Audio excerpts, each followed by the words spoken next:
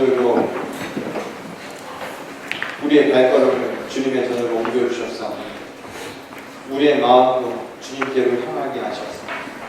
말씀의 은혜를 입혀주실 때 우리의 온 마음을 열고 온전히 주님의 뜻을 받들게 하여 주시옵소서.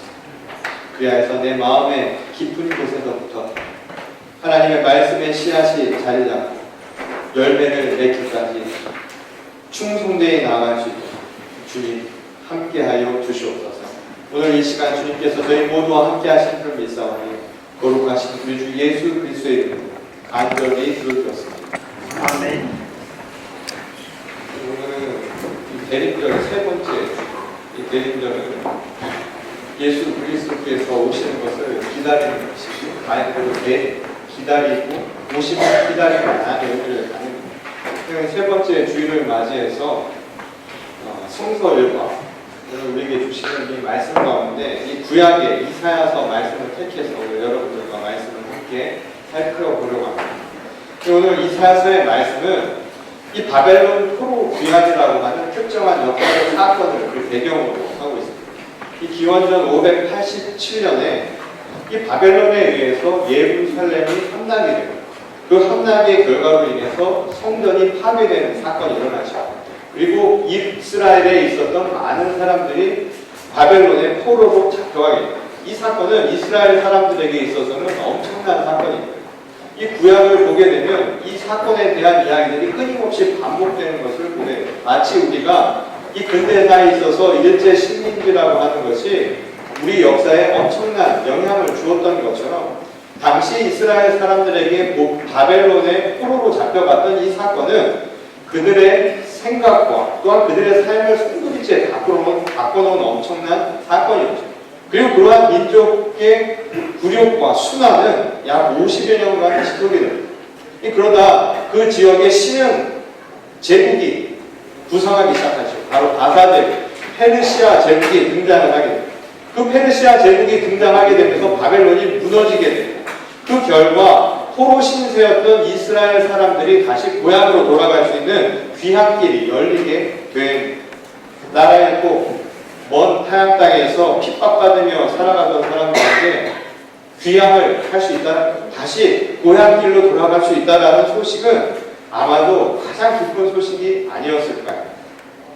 우리가 이민 와서 또 유학을 와서 이 미국에 살다가 가끔씩 고향 생각하지 않습니다. 그래서 한국에 갈 날을 기다리며 사는 사람들이 많죠. 그래서 한국에 가서 부모님도 만나고 형제, 자매도 만나고 친구들도 만날 수 있다는 생각만 해도 마음이 설레던 아마 그런 생각들을 여러분들이 다 경험해 보셨을 겁니다.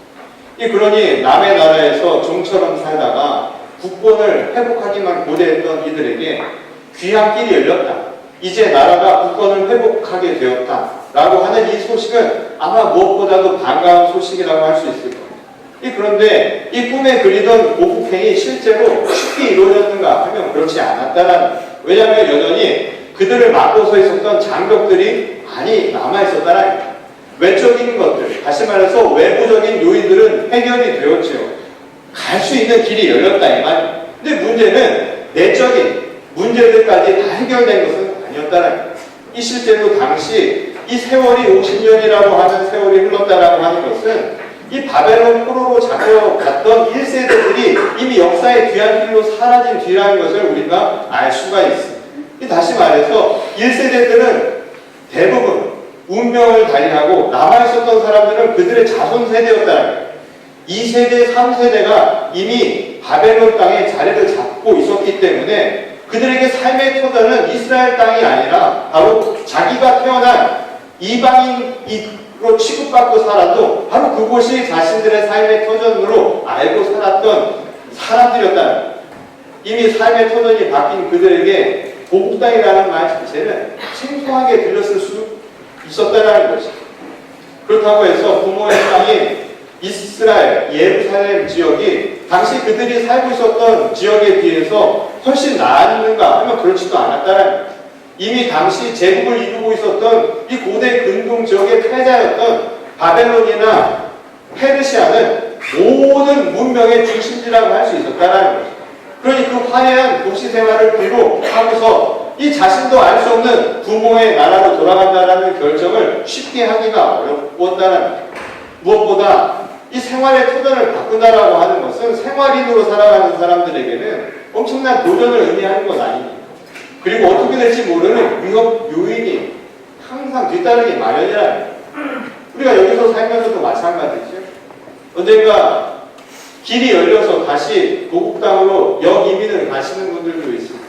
근데 역이민을 간다 할지라도 고향 땅으로 돌아가고 부모 형제가 있어서 좋기는 한데 막상 여기서 살아온 삶의 터전들을 다 내려놓고 새로운 시작을 한다는 건 쉽게 결정하기 어려운 것이죠. 쉽사리 내가 갈 수 있다라고 결단을 내릴 수 있는 사람들은 그리 많지 않을 수도 있다는 거예요. 차라리 지금 이곳에서 뿌리를 내리고 빨리 정착을 해서 번영하는 길을 찾는 게 훨씬 더 현명한 판단이 아닐까, 그게 지혜로운 선택이 아닐까, 아마 그런 생각들을 할 수 있다는 거예요. 이 그래서인지는 모르지만 오늘 이 사야를 통해서 하나님께서 전하시는 지속적인 말씀은 그들에게 굳세라고, 두려워 말라고, 두려워하지 말라고 하는 말씀이 계속해서 나타나는 것을 볼 수 있다는 거예요. 그들에게 끊임없이 독려해 주시는 것이죠. 그렇지만 이마저도 그들에게는 쉽게 받아들이기 어려운 상황이었습니다. 왜냐하면 이미 이스라엘 백성들은 역사적인 사건들을 경험하면서 절망의 상태를 경험하고 있었기 때문이다. 그들은 철석같이 믿고 있었죠. 하나님이 선택한 백성이었다고. 그래서 우리는 하나님이 구원하신 백성, 그래서 끝까지 하나님이 우리를 구원하시리라 약속하신 언약의 백성이라고 그들은 믿고 있었다는. 아브라함으로부터 야곱에 이르기까지 하나님께서 베푸셨던 그 약속들, 또 모세를 통해서 보여주셨던 그 출애굽의 역사, 그 광야를 거슬러서 하나님께서 지켜주셨던 그 역사를 그들은 기억하고 있었다는 거예요. 그럼에도 불구하고 이렇게 민족적인 아픔, 이런 민족적인 굴욕이 발생한 것은 아마도 하나님이 우리를 포기하신 것은 아닐까, 하나님이 우리를 버리신 것은 아닌가 라고 하는 상실감을 그들은 갖고 있었다는 거예요. 그러니 하나님과의 관계, 그 신뢰가 무너졌다라고 하는 것은 아무리 선지자를 통해서 하나님의 말씀을 전해 주신다 하더라도 쉽게 받아들이기 어려웠다는 거예요. 두려워하지 말라고, 겁내지 말라고. 그러니 내 말을 믿으라고 하는데 그 말이 잘 와닿지가 않는 거예요. 제가 언젠가 저희 아이와 이 바닷가를 가서 말이죠. 애 수영을 가르치려고 생각을 하다 보니까 애한테 물에 대한 두려움을 좀 없애주고 싶더라고요. 그래서 아빠만 믿어 하고 아빠한테 안겨 해놓고서는 슬쩍 손을 이렇게 내려놨습니다. 그랬더니 아이가 가라앉지요. 그리고 먹지 않아도 될 바닷물을 잔뜩 먹은 거예요. 그리고 나서 또 데리고 나가고는 아빠만 믿어. 아빠가 잡아줄 테니까 걱정하지 말라고 하는데 애가 믿지를 못하는 거예요. 믿을 사람 하나도 없다라는 거죠. 하나님과의 관계에 있어서 가장 큰 상처를 안았던 이스라엘 민족이 이 하나님이 그의 선지자를 통해서 신뢰하며 두려워하지 말고 그 길을 가라고 할 때 그것을 받아들이기란 그래서 쉽지 않았다는 거예요. 그래서 하나님은 이사야를 통해서 그들의 다친 마음, 그들의 시선을 열어주기 위해서 끊임없이 반복적으로 말씀을 하시죠. 보이는 대로 사는 것이 아니라 시선을 한번 바꿔보라는 것을 끊임없이 요청하는 것, 돈이 어디서 오는가를 다시 한번 바라보라는 것이죠. 이를 통해서 그들에게 전혀 다른 삶을 갈 수 있도록 인도하시기를 하나님은 그렇게 원하셨던 겁니다. 그리고 그 출발을 이렇게 삼죠. 그들이 겪고 있던 고통과 절망의 원인이 무엇이었는가를 그들에게 깨닫게 하신 것이었습니다. 이 포로로 잡힌 뒤에 그들에게 끊임없이 가지고 있었던 절망스러운 현실을 바라보면서 가졌던 이 모든 절망의 원인, 근거는 무엇이었는가? 하나님이 우리를 포기하신 것이 아니라는 것을 그들에게 가르쳐 주셨던 겁니다. 이 관계가 무너진 것은 바로 하나님 때문이 아니라 바로 우리 자신이었다는 거예요. 바로 너희가 하나님을 순종하지 못하고 하나님과의 관계를 스스로 깨버리는 것, 이것이 바로 문제였다는 것을 끊임없이 그들에게 계속해서 알려주시오. 예언자를 통해서 선포한 내용은 다른 것이 아니었습니다. 지금 너희가 행한 모든 불순종의 원인이 어디 있었는가? 하나님과의 관계가 끊어진 것이 무엇이었는가를 다시 한번 되돌아보라는 거예요. 그게 문제의 원인이었다는 것을 깨달은 것, 성찰하라는 것, 반성하라는 것이 바로 선지자들의 한결같은 요청이었죠. 그게 바로 예언의 핵심되는 부분이었다는 거예요. 그런데 그것을 통해서 그들에게 조금씩 변화가 일어나죠. 고난의 원인이 버림받은 결과가 아니라 우리들의 범죄에 의한 하나님의 심판이었다라고 하는 이 아픈 상처, 이 아픈 기억이 오히려 그들에게 약이 되는 상황이 벌어지기 시작을 했다는 거예요. 참회하기 시작을 합니다. 이 참회라고 하는 것은 이 자신들에 대한 깨달음으로 그친 것이 아니라 그것을 통해서 새로운 희망을 보게 만들어 주었다는 거예요. 왜냐하면 이 모든 고통이 이제 나로 인해서 일어난 것이기 때문에 나만 변하면 하나님께서 언제든 나를 받아주실 것이라는 희망을 갖게 될 수 있었다는 거예요. 이 사람의 관계도 그렇죠. 누군가와 무슨 문제가 발생을 하면요, 그 사람이 변화되지 않는다, 그 사람에게 모든 원인을 두고 있으면 사실은 관계의 회복이 사실 어렵죠. 자녀를 키우는데 이 자녀가 부모의 말을 잘 듣지 않고 또는 자녀가 부모의 생각대로 잘 하지 못한다고 해서 모든 문제의 원인을 자녀에게만 준다고 할 수는 없다는 거예요. 왜냐하면 그것은 결과적으로 내게 주어진 것은 그냥 막연한 기다림 말고는 얻을 수 있는 게 한 가지도 없기 때문에. 근데 오늘 우리에게 새로운 시선을 가져다 준다는 모든 것을 나에 대한 성찰부터 시작하는 거예요. 문제는 항상 바깥에 있는 것이 아니라 그것을 바라보는 내 안에 있을 수도 있다는 깨달음을 가지라는 것이죠. 참회와 성찰을 통해서 우리에게 주어지는 것은 아픔이 있겠지요. 그러나 그 아픔이 가져다 주는 것은 희망도 가져다 준다 이 말이에요. 내가 변하면 되니까. 남은 변화시킬 수 없지만 나는 변화될 수 있는 것 아닙니까? 하나님이 변화되지 아니하고 하나님은 거기 계시다면 나만 변화돼서 돌아가면 되는 것 아니냐 이 말인 거죠. 이 모든 아픔의 근거가 하나님과의 관계가 무너져서야 했는데 그것이 하나님이 우리를 버리신 것이 아니라면 내가 하나님께로 돌아가는 그 순간 모든 문제가 해결될 수 있는 것이 아니냐는 것이죠. 이게 바로 이사야를 통해서 하나님께서 그들에게 배포한 말씀의 핵심이었다는 거예요. 이스라엘 백성들이 그래서 끊임없이 희망을 노래할 수 있었던 힘이 바로 여기서 시작하게 되었다는 것이죠. 언젠가 하나님께서 회개한 우리들을 포기하지 않으시고 다시금 구원의 손길을 허락해 주실 것이다라는 믿음을 그들은 다시 한번 되찾게 된 것이었다는 거죠. 이사야가 전한 바로 메시지, 희망의 메시지의 핵심이 바로 여기 있었다는 거죠. 이사야는 이스라엘 백성들에게 두려움을 이겨내고 그래서 다시 돌아가라는 용기를 주고자 했다는 겁니다. 마치 집을 떠난 탕자에게 다시 아버지의 집으로 돌아갈 수 있는 용기를 가지라고, 아버지는 너를 지금도 기다리고 있다라고 하는 그 말을 다시 한번 전하고 있었던 것처럼 오늘 이사야는 이스라엘 백성들에게 이 말씀을 전하고 있었다는 것입니다. 그럼에도 불구하고 여전히 이 돌아갈 것을 의심하고 두려워하는 그들을 안심시키기 위해서 이사야는 그 길이 얼마나 안전한가를 이야기해 주죠. 사자가 없고 사나운 짐승도 없는 길이에요. 두려워 말라는 거예요. 이 이야기는 그때까지 이스라엘 백성들의 삶을 돌아보면 이해가 되는 것입니다. 그들이 갔던 길은 항상 고난이었어요. 그리고 항상 그들이 가던 길은 외세의 침략이 있었고요.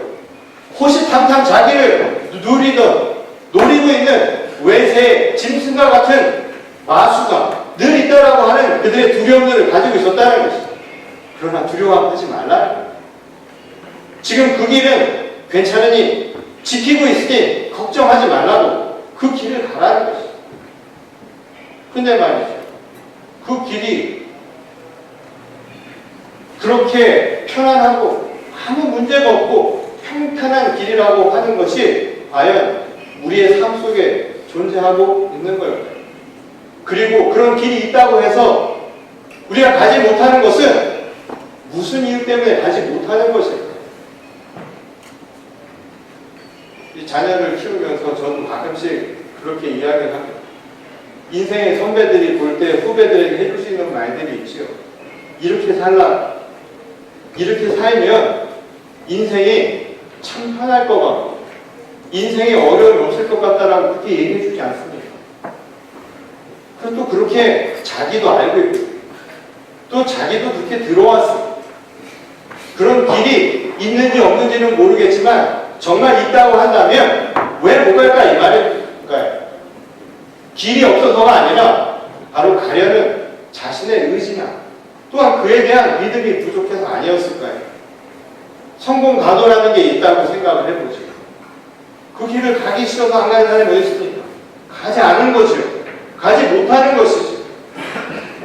지금 그 길이 편안한 길이고 그 길에 아무것도 없고 그 길에 문제가 없다라고 하는 것을 이야기해준다 한들 그 길에 발을 들여놓고 가려는 의지가 없는다면 다시 돌아갈 수 없는 것과 마찬가지의 이치라는 거예요.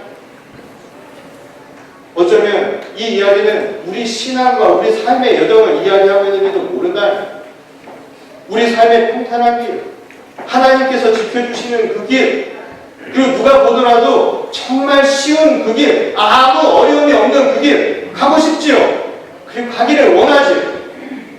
그러나 그 길을 다 갈 수 있는 것은 아니라는 거예요. 왜 그럴까요?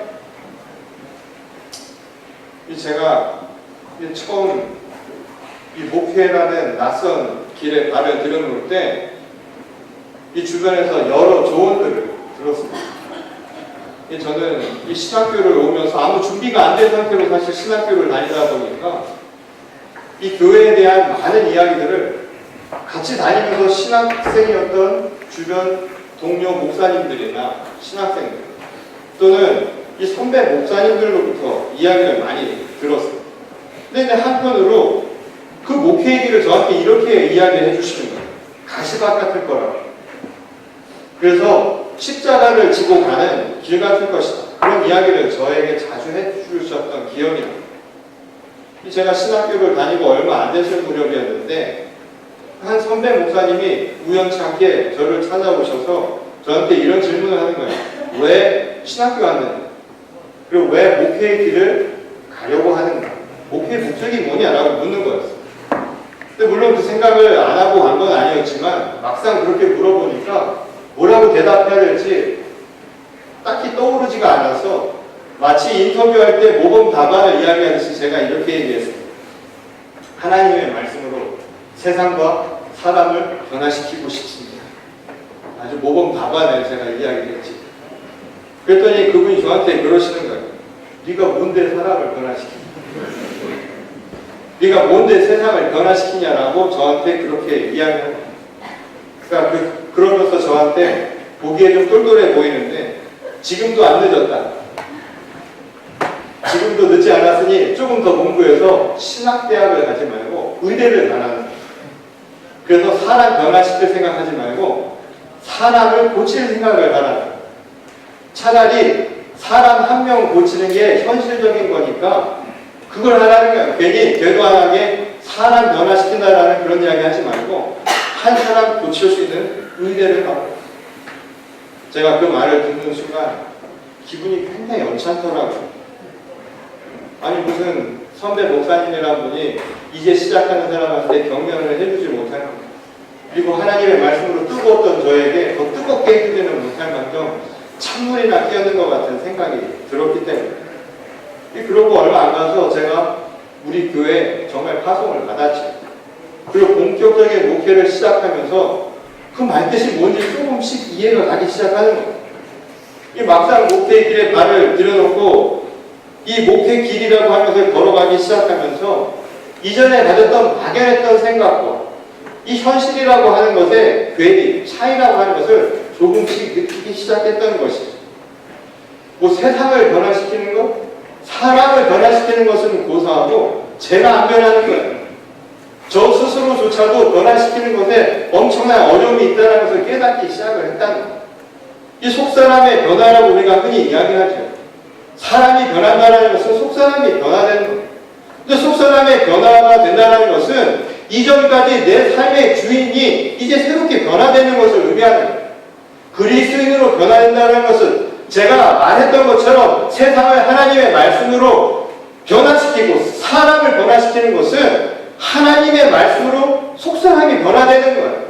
그래서 사도 바울이 고백한 것처럼 내가 사는 것이 아니라 내 안에 계신 그리스도와 함께 사는 거다 이 말이에요. 그래서 내 눈으로 보는 것이 아니라 그리스도의 눈으로 보는 겁니다. 이전에 봤던 세상이 아니라 이제는 하나님의 눈으로 하나님의 말씀으로 이제 번역해서 세상을 보는 것인데 여전히 변화가 되지 않는 부분이 있더라는 거예요. 변화되어야 할 것은 변화되지 않고 변화되는 것은 감정만 죽을듯이 변화가 된다는 거예요.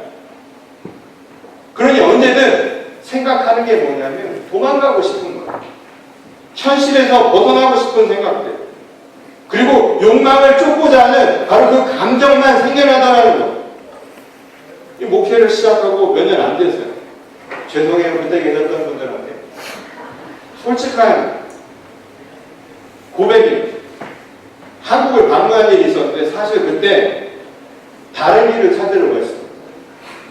이 당시 그런 요청이 와가지고 이게 또 내 길이 또 있는가 보다 해서 언제든 한국 갈 생각을 하고 목회가 아닌 다른 길을 해야 되겠다는 생각을 했던 기억이 나요. 근데 왜 그랬을까요? 이 당시 한국에 가서 보니까 이미 자리를 다 잡은 친구들이 눈에 띄는 거예요. 중산층의 여유 있는 삶을 살아가는 친구들을 보면서 내가 가고 있는 이 길에 대한 의심이 들기 시작을 하더라는 거예요. 무슨 생각으로 드는 게 아니라 저절로 든 겁니다. 이건 아주 솔직한 제 마음을 표현한 거예요. 제 생각을 의심하지 마시고. 그리고 그때 들었던 솔직한 감정이 뭐였냐면 내가 지금까지 공부한 게 얼마인데 공부하며 들인 노력과 시간 그리고 금전적인 손실을 생각하니까 본전 생각이 나요. 그러면서 마치 경마장이 말이 된 것 같은 생각이 들었던 거예요. 경마장에 말하시죠. 눈을 가리고 앞만 보고 달리는 앞만 보고 달리다 보니 앞에 있는 사람들을 보면서 내가 뒤쳐져 있다는 생각만 하게 되는 거예요. 뒤를 볼 겨를도 없고 옆을 볼 겨를도 없고 오직 앞에 있는 것들만 바라보면 내가 뒤처진 것은 아닌가라는 불안한 마음만 드는 거예요. 무엇보다 주변에서 고생하는 가족 그리고 애타게 아직도 아들이 돌아올 것이라고 굳게 믿고 있던 부모님을 생각하니까 정말 이 길이 맞는지 이 길이 옳은지 마음이 무겁기만 하고 확신이 들지 않았던 순간이 있었다는 거예요. 그러니 그때마다 내가 가야 할 길이라고 믿었던 내가 소원했던 하나님이 부르셨다라고 내가 철석같이 믿었던 그 길로 발을 디뎌놓는다는 것이 쉬운 결정이 아니었다는 거예요. 근데 또 반대로 목회의 길에 대해서 저한테 이렇게 얘기해 주실 분들도 있어요. 주님이 책임져 주신다는 거예요. 주님이 선택했으니까 주님이 끝까지 책임져 주실 것이라고 하면서 그 길은 꽃길이라고 저에게 표현하신 분이 있습니다. 꽃길, 순탄한 길. 그 대표적인 분이 누구냐면 저희 어머니였어요.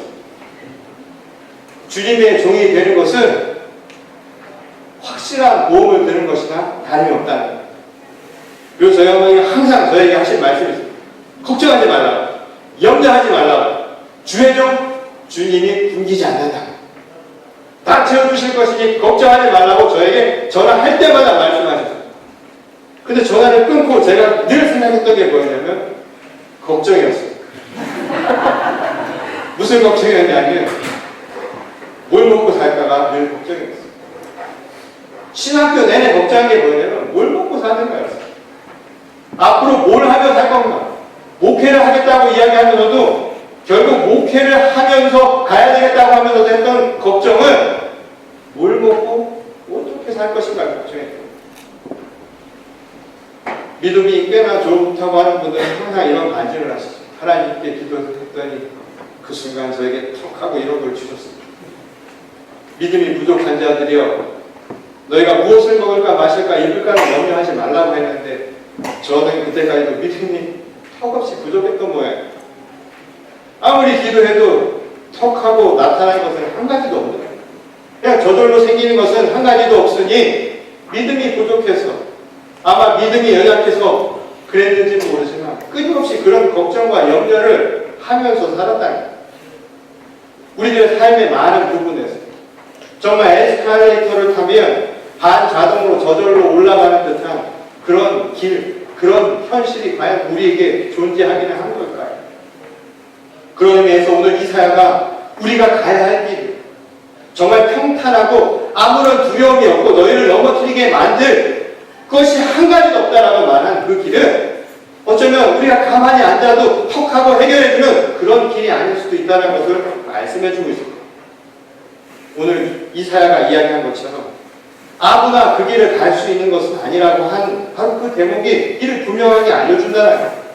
그 길도 하나님이 축복하셔서 거룩한 길로 삼으셔서 평탄하고 아무 문제가 없는 그 길, 예수 잘 믿고 믿음이 정말 풍부하면 모든 것이 하나님의 뜻대로 될 것 같은 바로 그 길도 그리로 다닐 수 있는 사람만 가는 길이라는 이 말씀이 분명 그 길이 그냥 저절로 생겨나는 길은 아니라는 것을 가르쳐준다는 것입니다. 이사야는 부정한 사람이나 어리석은 자는 감히 그 길을 서성거릴 수도 없다라고 말해요. 거룩한 길이 당연할 수 있겠지. 그런데 보기에는 누구나 갈 수 있는 것처럼 보인다 이 말. 안전하고 큰 길이다 이 말인 것이. 그렇다고 해서 아무나 다 갈 수도 있는 것은 아니라는 거예요. 그 말의 의미는 뭘 얘기해 줄까요? 사회적인 신분이나 또는 명확한 계층 또는 내가 어떠한 특정한 무엇을 가진 것이기 때문에 그 길을 갈 수 있는 것일까요? 하나님이 정해놓고 그 길을 갈 수 있는 사람들만 정지해 놓아서 가게 하신 것일까요? 이런 구별들은 과연 우리에게 뭘 얘기하느냐 이 말이에요. 오늘 이사야는 우리에게 또 다른 해답을 주죠. 그 거룩한 길에 대한 인식의 차이를 우리에게 가르쳐주고 있습니다. 우리는 은연 중에 거룩한 길이라고 말하면 그 길 자체가 거룩하다는 생각을 합니다. 그래서 그 거룩한 길에 합당한 사람만 갈 수 있다고 생각을 하죠. 어떤 사람이 하나님의 합당한 열매를 맺는다라고 하는 것도 그런 사람이 있다라고 우리는 은연 중에 판단을 한다 이 말이에요. 그런데 오늘 이사야의 말은 우리에게 전혀 다른 시선을 가르쳐준다 이 말인 것이에요. 거룩한 건 그 길이 아니라 그 길을 바라보는 사람들만 있을 뿐이라는 거예요. 그 시선이 그 길을 거룩하게 만든다 이 말입니다. 거룩한 길은 우리가 생각하는 하나님께서 마치 그냥 거기에 발걸음만 들여놓으면 무조건 다 채워주는, 무조건 축복해주는 그 길이 결코 아닐 수도 있다는 거죠. 우리 실망스럽게 들을지 모르지요. 하나님 잘 믿고 예수 잘 믿으면 그냥 평탄한 길 앞에 쭉쭉 펼쳐져 있어서 그냥 저절로 갈 수 있을 것 같은 그런 길이 있어야만 하고 그런 길이 있을 것만 같은데 그런 길은 존재하지 않을 수도 있다는 거예요. 실망이 되시나요? 그런데 오늘 이사야는 이야기합니다. 그렇게 보이거나 그렇게 생각하고 믿는 그 길만이 있을 뿐이니 오늘 우리에게 선택을 하라는 거예요. 용기를 가지라는 거예요. 그 길을 어떻게 보느냐? 거룩한 눈으로 바라볼 수 있는 시선을 가지라는 것입니다.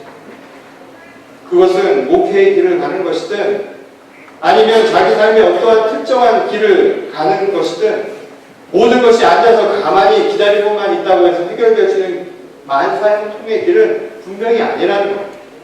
이사야가 말한 그 거룩한 길은 오히려 아주 우리에게 중요한 시선을 가르쳐주죠. 그러한 시선을 가진 자들만 갈 수 있는 길이라고 우리에게 말씀해주고 있습니다. 오늘 그가 이야기한 모습들을 볼까요? 아무것도 없는 골모의 사막에서 꽃과 열매가 열린 것을 볼 수 있는 사람, 그 사람이 그 길을 거룩하게 볼 수 있는 사람이라는, 귀가 막혀서 아무것도 들리지 않는 그 순간에도 하나님과 소통할 수 있고 세상과 소통할 수 있다라고 믿는 그 사람이 갈 수 있는 길이 바로 거룩한 길이라는 거예요. 앞을 보지 못해서 소경과 같이 사는지 모르지만 그 마음속에 그 눈을 통해서 세상을 볼 수 있고 비전을 제시할 수 있다라고 믿는 사람이 그 길을 갈 수 있는 사람들이야. 삭막한 인생, 사막과 같은 인생을 살아가면서도 하나님께서 생명의 샘을 주실 것이라는 믿음을 가질 수 있는 그 사람만이 갈 수 있는 길, 그게 바로 그 거룩한 길이라는 거예요. 메마른 땅과 사막이 춤을 추며 기뻐하는 것을 볼 수 있는 사람, 황무지에서 꽃이 피는 것을 볼 수 있는 사람, 그런 기적을 기대하며 그것을 바라볼 수 있는 사람, 바로 이들만이 그 절망 속에서 하나님의 영광을 보며 거룩한 길을 갈 수 있는 사람들이라는 것이죠. 때문에 그 길에 서 있는 사람들은 막연하게 주님을 기다리는 사람들이 아니라고 우리에게 말씀해 주고 있습니다. 기다리는 것이 아니라 지금 이 순간 주님을 찾는 사람들이죠. 그리고 주님을 찾아서 주님과 통행하는 사람들은 아닙니다. 주님은 우리와 함께 하신다 약속하셨으니 이제 그 믿음으로 걷기만 하면 되는 건 아닙니다. 우리를 버리신 것이 아니라 바로 우리를 기다리고 계신다고 말씀하셨으니 이제 주님을 찾아가면 되는 것 아니냐 이 말입니다. 어딘가에 행복이 있다라고 믿는 것이 아니라 지금 그 행복을 향해서 하루도 쉬지 않고 나갈 수 있는 사람, 그 사람이 바로 거룩한 길을 가는 사람들이랍니다. 저 멀리에 주님이 계실 것이라고, 언제가 주님이 오실 것이라고 이 대림절을 막연하게 기다리는 사람이 아니라 이미 우리를 찾으신 주님과 지금 이 순간 함께 동행하며 살 수 있는 사람이 바로 그 거룩한 길을 살아가는 주의 진정한 자녀된 모습이라는 것을 이 사연은 이야기하고 있다는 것입니다. 우리를 구원하실 그리스도를 고대하며 우리는 이 대림절의 기간을 보내고 있습니다. 중요한 것은 막연한 기다림이 아니라 지금 이 순간을 깨워서 살아가는 것입니다. 오늘 바라기는 이사야가 선포한 그 말씀대로 우리를 찾아오실 예수 그리스도를 그냥 막연히 기다리는 것이 아니라 오늘 그분을 찾아서 오늘 그분과 동행하며 그 거룩한 길에 날마다 동참할 수 있는 저와 여러분 모두가 될 수 있기를 소원합니다. 2020년이 이제 얼마 남지 않았습니다. 내년에 저희 교회 이 표로 삼은 말씀이 누가복음 5장 4절의 말씀입니다. 깊은 데로 가서 그물을 던지라. 깊은 데는 막막한 곳이지 알 수 없는 곳입니다. 세상에 자기가 갈 길을 알고 가는 사람들이 얼마나 되겠습니까? 그리고 그 길을 보여준다고 해도 그 길에 선뜻 발을 디딜 수 있는 사람들이 과연 얼마나 될 수 있습니까? 인생은 그래서 그 깊은 데는 보이지 않는 거예요. 알 수 없는 거예요. 그런 우리에게 주님께서 하신 말씀입니다. 그물을 던지라. 오늘 주님과 함께 그 말씀을 따라서 실천하며 살아갈 수 있는 우리들의 삶이 될 수 있기를 원합니다. 내년 한 해는 말씀의 훈련을 통해서 주님과 더 가까워지기를 결단하는 한 해가 될 수 있기를 원합니다. 그리고 하나님의 말씀을 따라서 그 말씀을 먹는 것으로 그치는 것이 아니라 예수님의 손과 발이 되어서 누군가를 섬길 수 있는 섬김의 실천을 다하는 한 해가 될 수 있기를 소원합니다. 그리고 찾아가십시오. 사랑은 찾아가는, 앉아서 기다리는 것이 아니라 찾아가서 용서하는 것입니다. 찾아가서 마음을 터놓는 것입니다.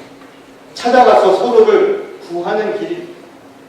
이것이 우리 삶의 실천이 되어서 깊은 데로 나아가 그물을 던지라는 이 말씀대로 내년 한 해 실천할 때 그물이 찢어질 정도의 하나님의 말씀처럼 풍성한 열매를 맺게 되기를 소원합니다. 내년 한 해도 주와 안에서 깊은 데로 나가 그물을 던지고 또한 주님과 날마다 동행하며 거룩한 길을 날마다 걸어갈 수 있는 주의 거룩한 교회와 성도가 될 수 있기를 주님의 이름으로 간절히 축원합니다. 같이 기도하시겠습니다. 하나님 감사합니다. 오늘도 우리를 주님의 전으로 부르셔서 주님의 말씀을 통하여 우리가 살아가야 할 바를 다시금 돌아보게 하시니 감사를 드립니다. 아프지만 먼저 내 자신을 돌아볼 수 있는 성찰의 마음을 갖게 하시고 그 깨달음을 통하여서 막연한 기다림을 통하여 앉아있는 것이 아니라 은혜를 추구하며 주님의 말씀을 쫓아 그 길을 나서게 하여 주시옵소서. 예수께서 제자들을 부르셨을 때 한결같이 가지고 있던 모든 것을 내어놓고 주님을 따라 나섰다 하셨던 말씀처럼 저희도 이 시간 말씀을 통해 우리가 버려야 할 것들, 우리가 내려놓아야 할 것들은 다 내려놓게 하십니다. 오직 주님을 향한 믿음으로 그 거룩한 길에 함께 동참케 하여 주시옵소서. 신실한 마음으로 나설 수 있도록 한 사람 한 사람을 이 시간 붙들어 주시고 믿음의 고백과 결단이 이루어지게 하신 줄 믿사오니 주님 우리와 함께 하여 주시옵소서. 이 대림절의 기간을 주님 앞에 막연한 기다림이 아닌 하나님과 동참하기를 결단하고 오늘 우리의 신앙의 훈련과 또한 신앙의 결단과 또한 우리의 소명을 감당하고자 하는 우리들의 의지가 하나가 될 수 있도록 주님께서 역사하실 줄 믿사오니 거룩하신 우리 주 예수 그리스도의 이름으로 간절히 기도드렸습니다.